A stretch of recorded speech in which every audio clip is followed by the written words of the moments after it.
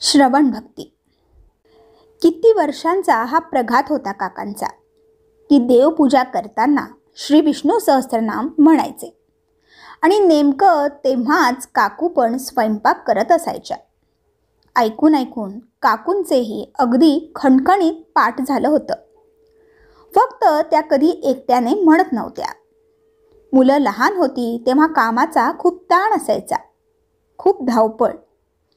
पण या सगळ्यात काकूंचा एक विलक्षण अनुभव होता, तो म्हणजे विष्णू सहस्त्रनाम रोज ऐकल्याने व म्हटल्याने कितीही धावपळ झाली तरी त्याचे श्रम त्यांना कधी वाटलेच नाहीत.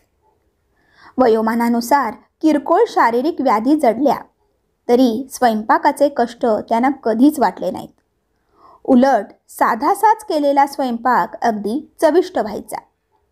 स्वयंपाक करताना आपल्या चित्तवृत्ती जशा असतात तसे संस्कार त्या अन्नावर होत असतात.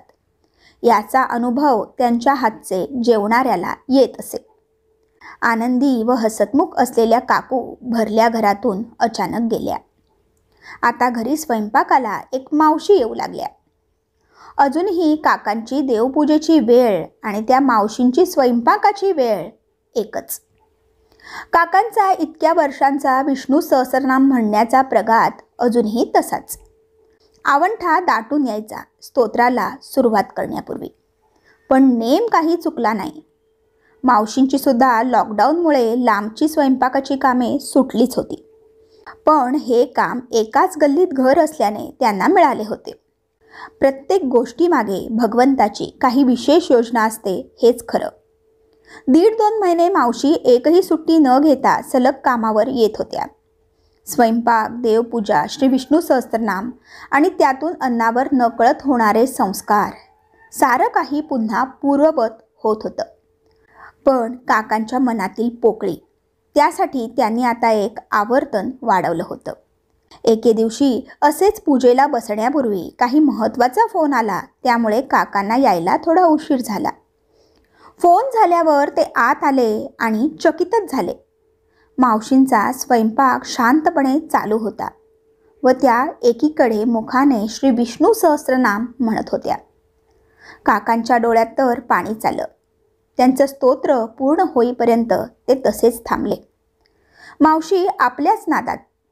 स्तोत्र म्हणून झालं तसं त्या देवाकडे हात जोडायला वळल्या आणि काकांना पाहून चपापल्याच. देवाला मनोभावे वंदन करून काकांनाही वंदन केले आणि म्हणाल्या, अहो लहानपणी विष्णू सहस्त्रनाम स्तोत्र पाठ केलं होतं, पण इतके वर्ष कधी म्हटलंच नव्हतं.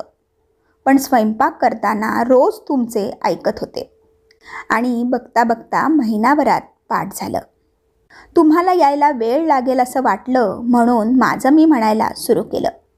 स्वयंपाक तर चालू केलाच होता, खंड नको पडायला. तुम्हाला अजून एक सांगायचं होतं. या लॉकडाऊनच्या काळात अर्थार्जनाची सोय कशी होणार हा मला पडलेला मोठा प्रश्न होता. पण मला इथेच अजून 1-2 कामाची विचारणा झाली आहे. बघूया, भगवंत सर्वांचा योगक्षेम चालवतो याचीच प्रचिती आहे ही. शिवाय रोज हे स्तोत्र म्हटल्यामुळे माझ्या मनाला खूप शांत शांत वाटत आहे. तुमच्यामुळे हे शक्य झालं म्हणून तुमचेही आभार.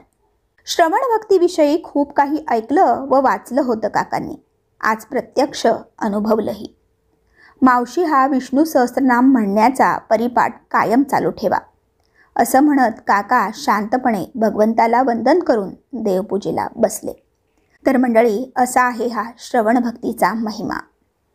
तर मंडळी, आशा करते हा व्हिडिओ नक्कीच तुम्हाला आवडला असेल.